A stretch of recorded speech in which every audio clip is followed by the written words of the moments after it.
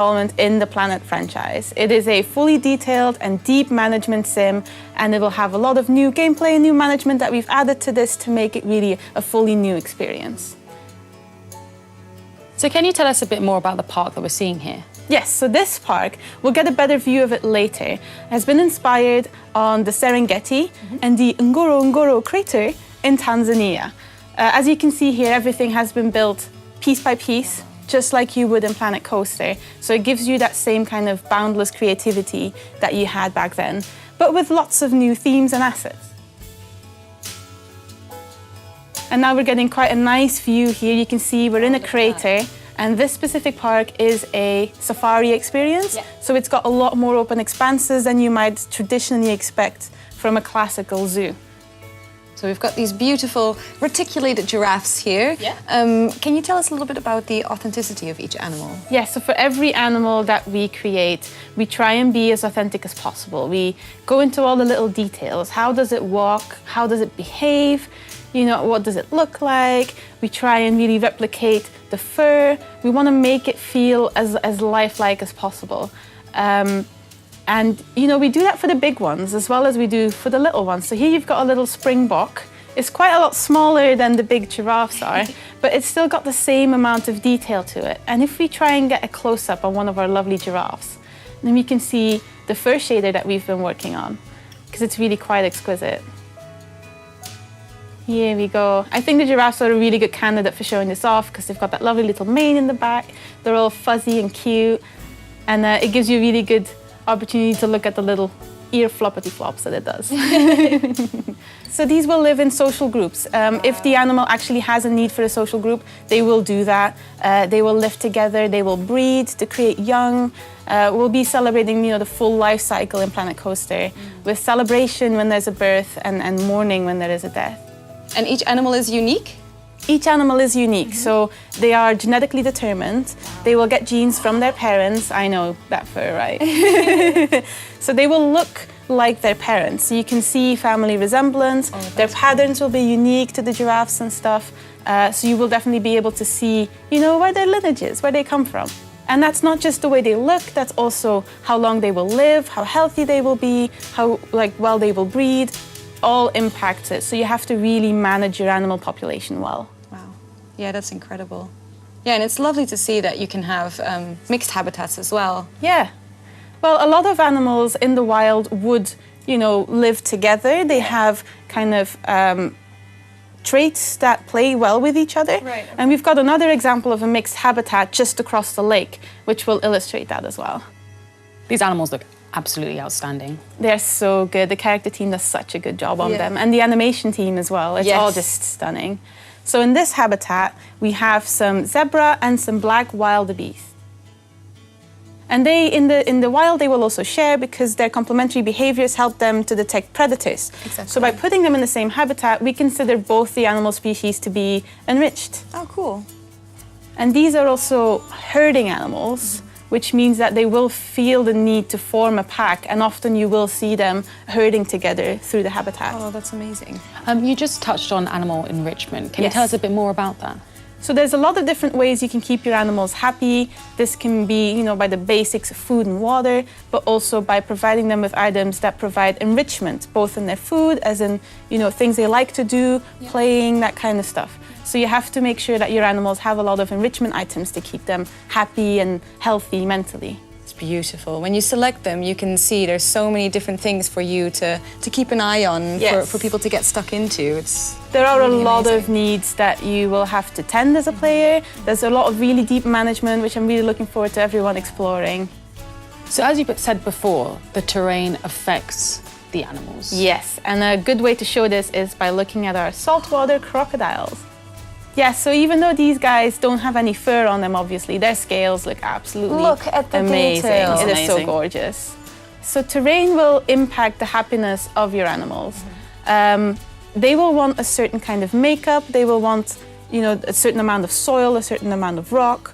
They will want grass or trees, or will not want it, depending on what their natural habitat is like. So your mission as a player is to try and make the habitat you're providing for them here as close to their natural habitat as possible.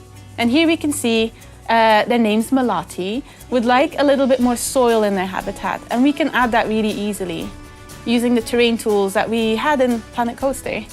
So here you can see Sam selecting some soil. You're just gonna tweak those settings a bit. Now, this is one of my favorite bits because it just immediately Yes. updates there, and it's so So you well can see, done. yeah, by just painting in a bit more soil, the happiness level goes up. And something that was previously in Planet Coaster just aesthetics is now in Planet Zoo actually part of the management. So you making a really pretty looking habitat is not just pretty for you, it's also perfect for the animal. It will be happier if it's got its own flora in there, if it's got the right amount of grass and rock and everything in there. So it adds a lot of meaningfulness to your creativity.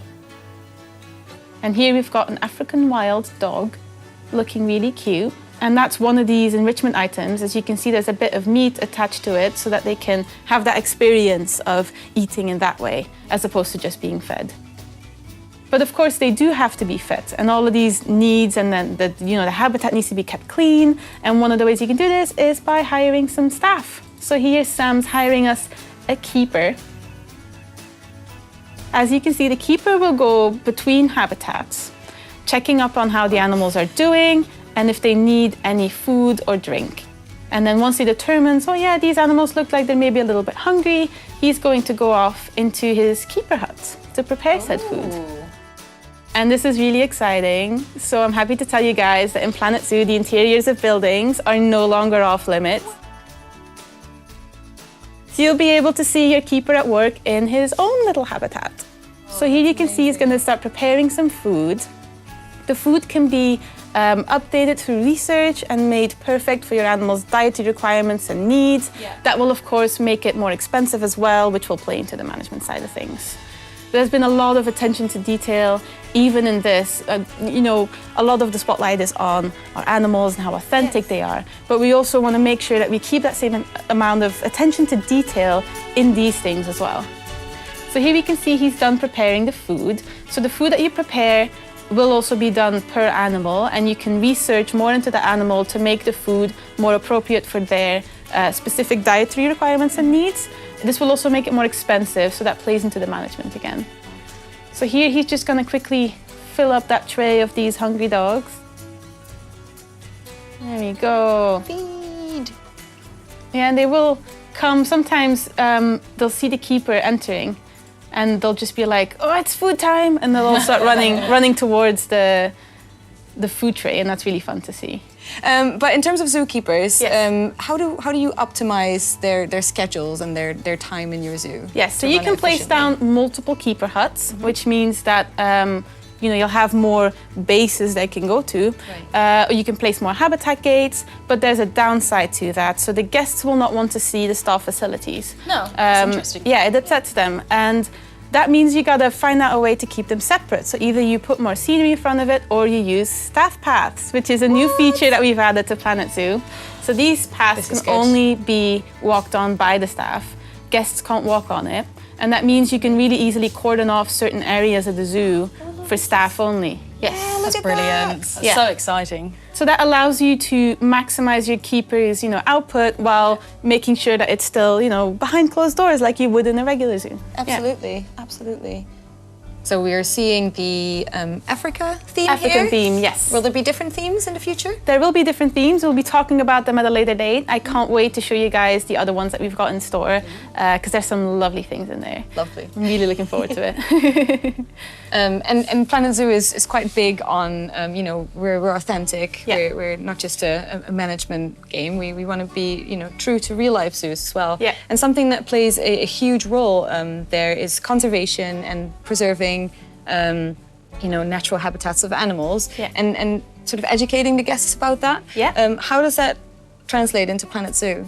So Planet Zoo is based off the modern zoo. So as you said, we want to make sure that we educate our guests about the animals that they've come here to see. So nowadays, when you go to a zoo, you want to learn more about the animals that you're coming here to see. You want to know about their habitat, you want to know how they're doing. And one of the ways you can educate your guests is by using these Zoopedia screens. So these will be relevant to the animals in the habitat next to it. You place them close to a habitat. You can tell them to display information about one of the animals in the habitat.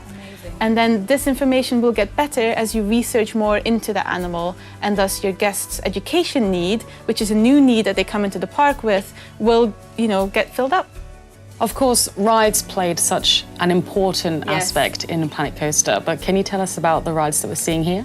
Yes, so this is one of our transport rides, which is a 4x4 off-road vehicle. Just like in Planet Coaster, the track is player defined and you have many options available to you for fine-tuning. You'll be able to change how it looks, you'll be able to change the colors, and you'll be able to set a ride price. So these are really handy if you want to get a really nice, good view of the zoo, and it's also an excellent way to rest tired feet for your guests. Yeah, again, like just to call out the animation team here, like the little tiny movements on each animal, they're so authentic and gorgeous. It's really, really well done.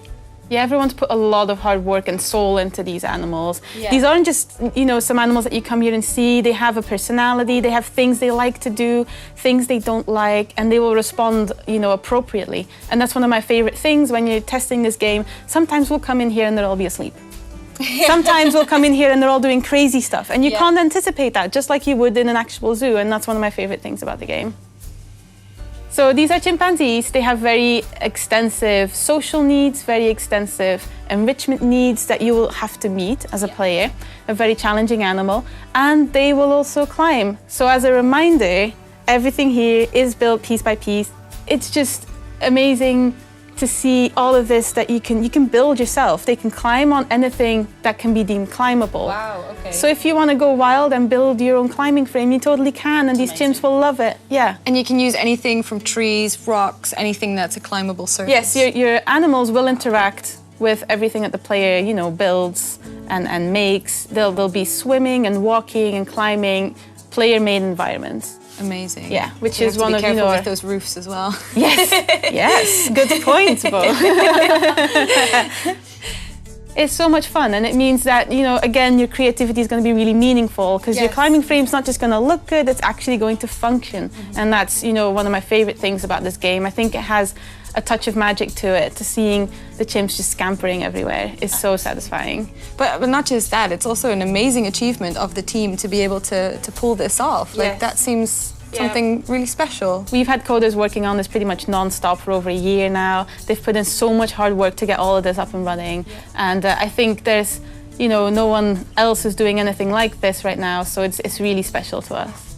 I know that a lot of people will want to see some of the smaller animals. These animals are absolutely outstanding, they're gorgeous, but we need to see some of the exhibit animals. I am loving this tour.